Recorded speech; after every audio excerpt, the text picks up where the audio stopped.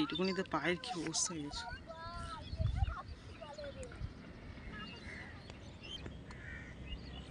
আর ওই পাশের বাড়ি কাকা মাছ ধরে, একটুখানি ডোবা আছে ছোট মতন, মানে জল নেই, মানে এই এতটা মতন জল, সেই জলটা ছেঁচেছে এরকম বড় বড় কই মাছ।